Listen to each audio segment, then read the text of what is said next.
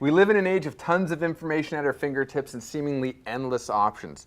I think it's long overdue that we actually explore the role of the realtor, dispel some myths and rumors, and find out what is it that a realtor actually does in return for their seemingly very healthy looking commissions.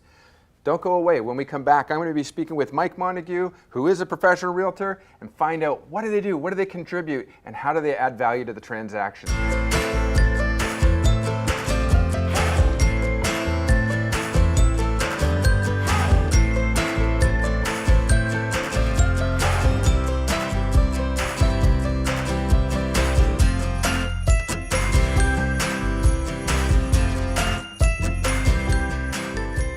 Welcome to Hitting Home with Mike and Arif. And Mike, before the intro, I gave you a little bit of a hard time. You know what? Realtors do a lot of work, and really, for sure. That's what I want. That's what I want to talk about today. What is it that you're actually doing for your commissions?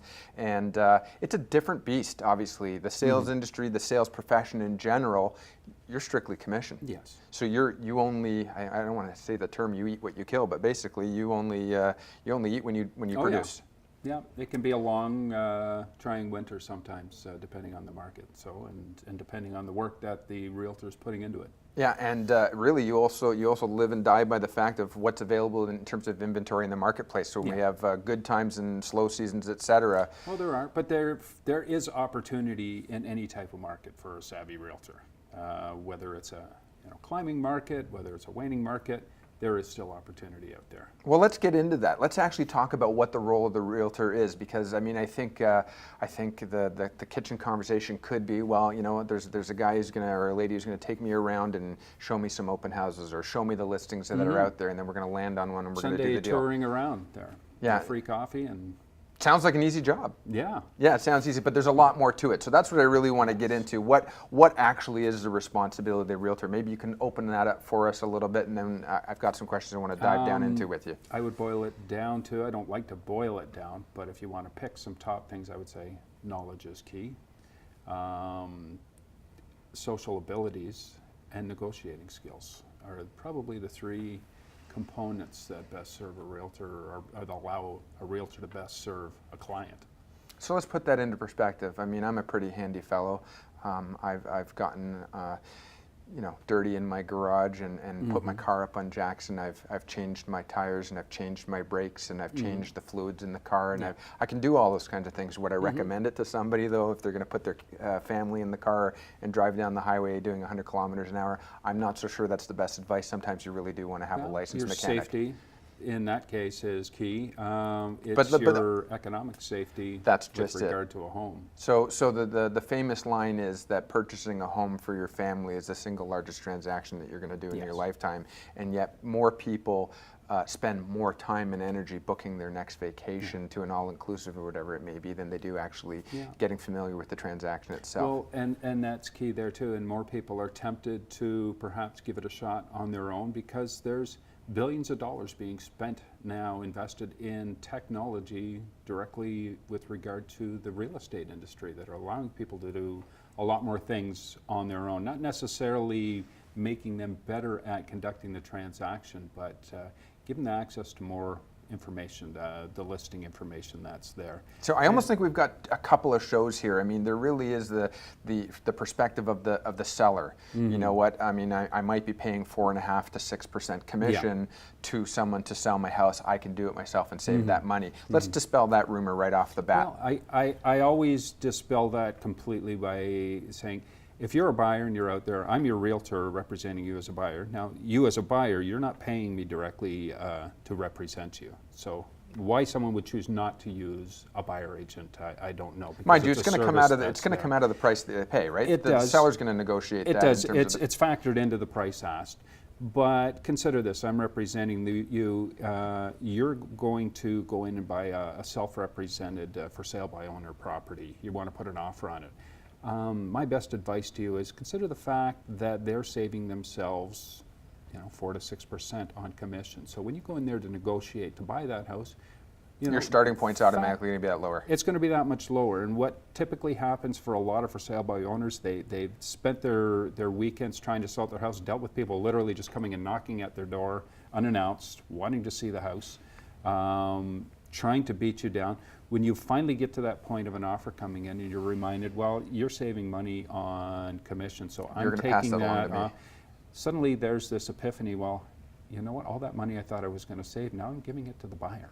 And I could have protected myself financially, legally, and in every other regard, marketed myself nationally across the country here to any and every possible outlet that would showcase my home, possibly as a result got a higher offer. And here I am at this moment here, and I've just saved you as a buyer, 4 to 6% on the purchase of a home. So let's talk about this for a second. If it's not, if it's a sale of a family home from a family to a family, the two parties that are They know each other. who are at the table, all right? Yeah. Is it an emotional transaction, or what percentage of Well, people would you say are actually keeping it as strictly a business it can transaction? be. There's a lot of wills that are being, challenged family to family within one family. So don't assume just because it's family, it's going to go smoothly. But at the same time, No, sorry, if you I- do have that confidence, I'm not talking about selling from a family member to a family member. I'm saying it was a family home, oh, okay. and a family lived in Sorry, it, and yes. another family's going to come in and buy that home. So it's not a business transaction. No. It's very much a personal transaction. For each of them, but they each have a different agenda and a different objective to achieve there. You are the buyer, you want to get the best possible price for your home. You want someone to represent you who is going to help you to that end. As the seller, you are on the opposite side of that. You want to get the highest and best price for your property in the shortest amount of time.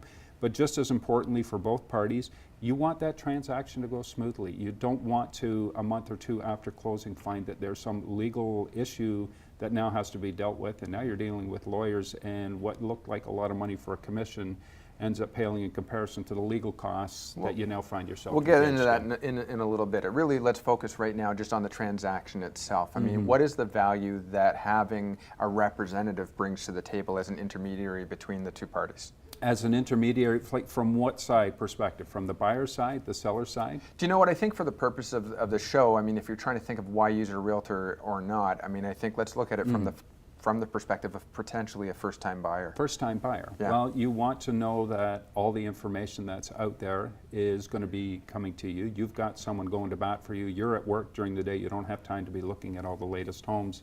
When a home comes on the market, you want to know that your realtor is right on it if it's a match, getting it to you. If there's other people looking for that same home, you want to be the first one in. You also want to have someone who's working within the industry who may know of properties from talking to other realtors, say, well, yeah, I may have that property coming up next week. You don't get that foresight as just a member of the public necessarily. A realtor may know of properties that are coming on and make sure you get an opportunity before all of the world has seen it, and now it's just a free-for-all racing for that property. So these are things that give you a little bit of an advantage there. And the preparation, all of the things you need to know as a buyer, if you're doing it for the first time especially, or you haven't done it in a long time, a good realtor is going to walk you through all those steps, all those process, things you need to do with regards to setting up utilities, dealing with legals, dealing with getting that first mortgage, all of those things. It's nice to have someone holding your hand and walking you through all of those things and making sure you're striking all the notes exactly when and where they have to be. Well, I think what you did is you framed us up nicely for the show. We're going to go to break, and when we come back, we're actually going to sort of blow up some of those ideas and take a deeper look into them. So stay tuned, stick around. We'll be right back after the break. More questions for Mike about the transaction, the process, and why it's important to have somebody representing you on your side when you go into that transaction and purchasing a home.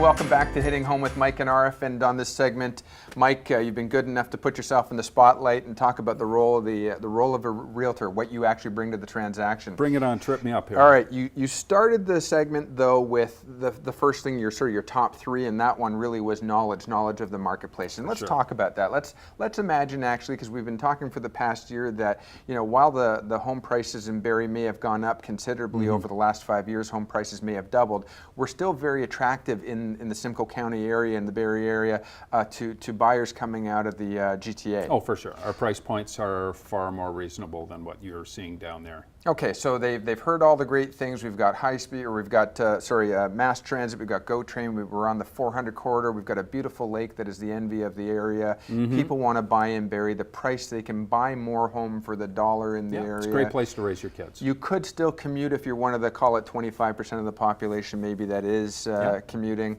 but you don't really know the area. And so somebody outside of Toronto who's new to Barrie, they're not going to know the difference between the north end, the south end, or really the areas outside the actual Barrie proper into the where you can get some acreage. So tell me about the knowledge that you're able to bring to the transaction. You need to bring that knowledge, and I'll mention something. You triggered a thought.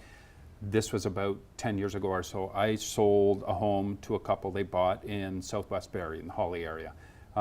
They had moved up here from Markham, I believe. About 2 years later, not even 2 years later, they called me back. They wanted to sell. And we began talking, and they mentioned the Walmart on the downtown strip. And I said, no, that's on Mapleview, right? And he said, no, downtown. I said, no, downtown Barrie is over by the lake. And they went, what lake? They'd lived here almost 2 years, commuted back and forth, didn't even know that Barrie was built around a lake. They thought the center of the universe for Barrie was down in the Mapleview. Mike, as you know, I used to represent the city on council, and nobody wanted to believe me when I said I'd go down and knock doors in the Lockhart and Huronia area, and there were a number of people who had no idea that there was a lake. They were commuters from GTA to south end of Barrie. But back to the question is, what is the role of the realtor in opening people's eyes up to what are some of the great neighborhoods? And it's not even just which are great in terms of what I think are great. It's you tell me what your needs are, and I tell you what regions best fit. I think that's the key that you're looking for. Give me my list, give me my wants versus my needs, and let me help you make sure at least you get your wants. And sometimes you may have to tactfully influence a person's choice. They may have a set goal in mind, only this region, only this region.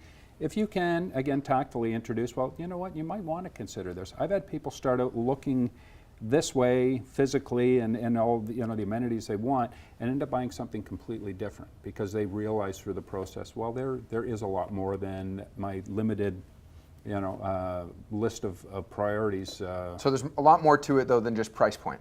Oh, for sure. There's a price is key. Obviously, what are some of the biggest things that people broker. are looking for? Yeah. Biggest thing that people are looking for let's do to the first-time home buyer, for example. Let's keep it there, help you out. People want turnkey. People don't want the project so much anymore. I know there's a lot of shows out there that show, buy that fixer-upper, get in there and that. People don't have time anymore, and people are working a lot of hours, and if you are commuting, you realize you're just not going to have time or motive or energy to do all these projects that, you might go in thinking I'm going to get them done in the first year or two. 5-6 years later, you revisit those people, and they still haven't changed out that broken countertop or anything out because so paying maybe 5% more than you had originally bargained for, but have the peace of mind that it's a complete deal. And what I would tell people too is, you may save a little up front and then do it yourself, but you're going to pay out of pocket for all those improvements. Whereas if you factor that in, you may pay a little bit more to have those new appliances, those new floors than you would if you do them yourself.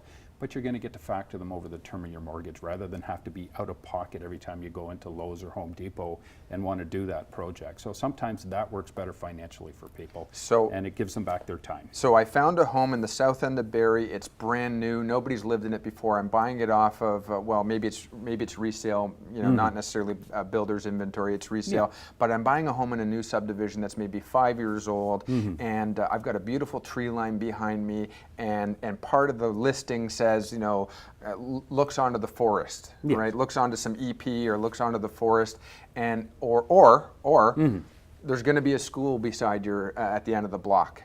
Yes. And you find out down the road, actually that's sometimes not so much the case. Plans do change. So tell me about the responsibility of a realtor there. Well, you talk about buying into that newer subdivision, and I think it's something like 40%.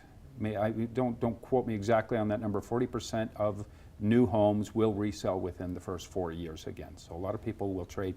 So those newer homes, newer subdivisions tend to back on to, we're building out, or we have been in the past. So there's a good chance that subdivision backs on to a beautiful vacant piece of land where you can see the sun setting over a cornfield perhaps, and maybe the deer running around in the winter, but it's not going to be there like that forever. It will change. And if your realtor tells you, oh, there's nothing for the foreseeable future there, do your homework in that and prepare. And there's a lot of people in town, and you know this as a councilor coming before council, I've looked out on that beautiful empty view for the last 10, 15 years, and now they want to put up, a triplex, or they want to build some multi-unit residential there.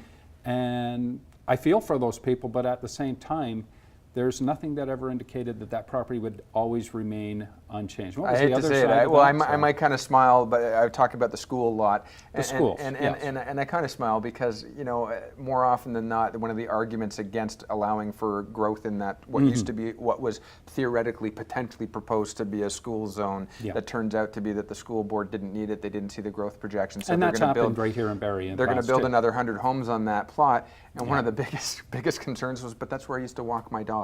And When I was you know, a kid, I I'm used to ride empathetic, my, but it's not a I used to legal ride argument. my bicycle up through the apple orchards up where is now Letitia Heights. Talk about dating myself, but things change. Yeah, no, understood. And you live in a municipality and should always have that mindset that it will evolve. Lands that are now pristine right now will eventually be utilized at some point. Do you get any clauses in there, though, that pertain to expectations of what the neighborhood is supposed to look like? Those are hard to write into. You need to do your due diligence and ensure for yourself that either A, this is like an EP protected land, and there's a good chance that zoning will never change, or you're rolling the dice in some regard. Maybe I will get 5-10 years out of this before they do that, but there's no absolute guarantees, and you can't really say conditional upon there not being any construction in the next 10 years. So what value are you getting back from that, even if you put that clause in? You're going to say that, or otherwise that seller's going to pay me $20,000 or in losses? No, you're taking that chance. All right, you've talked a couple of times about sort of the legal implications to the transaction. When we come back from the break, we're going to explore that a little bit more in terms of making sure that the buyer is qualified for the transaction and what kind of things can and should be written in terms of clauses. It's a long document, what's actually in it and what should be in it. When we come back from the break, we're going to wrap up with sort of the legal side of the transaction, why it's important to have a realtor on your side.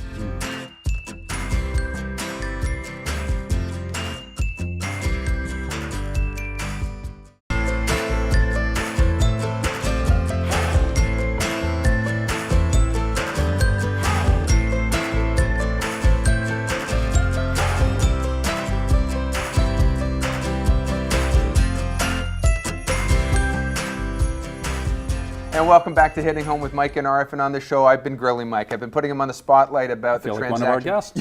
Well, you are one of the guests. Well, welcome to the show. You know what? The first couple of segments, though, we talked about the importance of knowledge. We talked about why a realtor has to know their area, Yes. and know geographically, and really explore what is it that the No buyer's regions, looking for. no neighborhoods. We didn't go into that depth though, but have a feel for neighborhoods that you can share with your clients and hopefully encourage them to move into a neighborhood that matches with their needs. Yeah, and we also talked a little bit about the fact that, there are some people who buy into an area and said, this is what I'm buying, I want to shut the door behind me, no one else is allowed in, and then what's happening? Suddenly the neighborhood's changing, and maybe I'm not satisfied Be wary anymore. of those vacant pieces of land that you think are going to be nice pastures forever. Do your homework. They will change. Do your homework. But what I wanted to get into in this last segment of the show is a little bit of the legality and also some of the requirements, making sure, I really want to know, what is your responsibility as the buyer's rep to make sure that your client is going to qualify? Let me preface this question for you real quick. Long gone are the days really where 5 days conditions for financing is going to cut it. Yes, more and more so. We're seeing that clause will still be put in, conditional 5 days upon approval of financing. More often than not, we're having to amend that as we grow closer to that 5-day mark because the lenders are taking longer and longer to qualify. And that's just the reality. So I'll tell you right off the bat, as a professional mortgage broker, I'm telling my clients, do whatever it takes. If you find yourself shoved into a transaction where they're saying 5 days only. Yeah. I'm telling you right now, my guidance, I'm putting it in my notes, it's in my disclosure documents to my client who's looking for financing. I can't guarantee it. It depends on who they are. But from the perspective of that realtor representing the buyer, the old saying, better to ask forgiveness than permission. So rather than asking for 10 days, ask for the 5 days as you go closer. So we're at odds in that. For professionally, we are at odds. Yeah, I'm going to let you know. I would rather put the 5 days in there. If we get to that point we need to extend, then we extend there, because there is still the chance it will be done within the 5 days too. So, okay, so the longer timeline for conditions you put in, the weaker the offer is, especially in competing offer situations. So you met a brand new buyer. They want to use your services, and you don't know anything about them. When do you start taking them to see homes, or what are you taking them to do first? Well, some realtors will literally, okay, I'll meet you there at the house. And they're seeing them for the first time, taking them for a stranger's home. That's a big, big taboo, if you ask me. But sadly, that happens. Okay, so what do you do? I'm going to meet you at my office. We're going to sit down, and we're going to see where you are financially. I don't want you falling in love with a home that we've just shown you, and then you go talk to your mortgage lender and find out, I don't qualify for that home. Then that's the benchmark home. Every other home we look at after that does fall within the price range doesn't live up. So you sit down, you coach them on, getting that financial pre-approval in place. Look at the different areas on paper that you offer your insights to. If they don't know neighborhoods, if they don't know regions, you educate them on that. Yeah, but are you actually Then telling you them put to the come to your strategy office together. to meet with you and bring your documents with you? Meet at their office. Meet at sometimes Tim Hortons is the office. Sometimes we meet at the home, existing home of that. But are you asking them to show you their financials right up front, if they've been I'm pre-qualified? I'm encouraging them to go and talk to their lender, and I will give them recommendations on various lenders that if they don't have one in mind, and say, let's see where you are financially here before we get out there. Okay. And sometimes they'll just say, oh yeah, we're good, and you get out there, and then those 5 days are ticking, and then you learn. I think you ran into that not so long ago before Christmas, didn't you? It happens to all realtors, and that was unfortunate. So what's the legal implication there? If it's days before closing and all of a sudden it's not closing, how much forgiveness are you getting from the buyer who may have gone and bought another house? Well, you create a domino effect there. Sure. I was fortunate enough in my scenario before Christmas that 5 or 6 days after it was supposed to close, we did manage to close. However, we had sellers on the other side who were already preparing their legal case for their damages and that. I had clients who had literally assumed their home was sold and closing on a Friday. They had their plane tickets for the Sunday to fly back to their home country. They've been here for 40 years. They had shipped all their furniture out ahead, and I had to tell them on the Friday, this deal's not closing. It was a week and a half later before it closed, and I'm sure it added a few years to their lives. Yeah. And that's stressful and frustrating, but nobody can anticipate that. When you've had people who have signed off on all their conditions and now have a firm offer, and then in a few days before, the only other time that has happened to me was on selling a home for a couple. We'd sold their home conditionally. They put an offer in another home. A few days before closing, I met up with them, and he was driving a brand new Harley version F-150 that he paid $60,000 for. I can picture it now. And I said, what's going on? I just bought it. I said, well, you're going to be reassessed on your financial qualifications, and you've just bought a truck. Sure enough, you just added $700 a month to your payments. Sure enough, they didn't qualify. They had to back away from this house of their dreams. Hope they like the truck. But in terms of legal implications, you can be sued. If you renege on a firm deal, there could be damages. Note to our viewer, don't do anything without talking with the professional who's guiding you. If you're in the middle of a large transaction, buying that brand new truck is probably the worst thing that you can do. Speak to your licensed mortgage broker or agent, and speak to your realtor, speak to your lawyer. Yes. Find out before you do anything. Have a sober second thought, if you will. Count to 10. Before we go, because we've got just a couple of minutes left, I do want to talk about some of the things that you can bury. The document itself, the purchase and sale agreement, can be 3-4 pages long, and a lot of it's in Latin. But know, All those terms and conditions in there. yeah, but what are the clauses Glossary that of you terms. want to have in there? What are the clauses that you should be putting in there? And really, case in point, if you happen to be buying a home with a swimming pool, or if you're buying a home that has a furnace that's in the middle of August, or an air conditioner and it's in the middle of January, and you can't really test these things out, how do you should you be putting in a clause? Well, that's an $8,000 difference there. Possibly. You will create clauses specific to certain incidents that are specific to that house that you're buying in many cases, and then there's general clauses that typically you want in there: conditional upon financing, conditional upon inspection. If it's a condo, conditional upon the lawyer reviewing the status certificate and assuring that the finances are good. You want it conditional upon a title search being done by a lawyer to be sure that the property is in fact owned by the people who say it's owned back, and then there are no liens or encumbrances against that property. So those are all the standard conditions. As for other conditions, you may put custom clauses in there, custom conditions with regards to the pool. But the bottom line is, Mike, you're telling me you got to talk to your lawyer. We're absolutely out of time, and I'm sorry. Well, we should do this again. We will do this again. We'll do it again next week. I would love to have you back. Our email's on the bottom of the screen. Our Facebook and social media is going to be there. Reach out to us. Let us know what you think of the show. Look up Hitting Home with Mike and Arif. Thanks very much for joining us this week. We'll see you next week. Take care. Take care.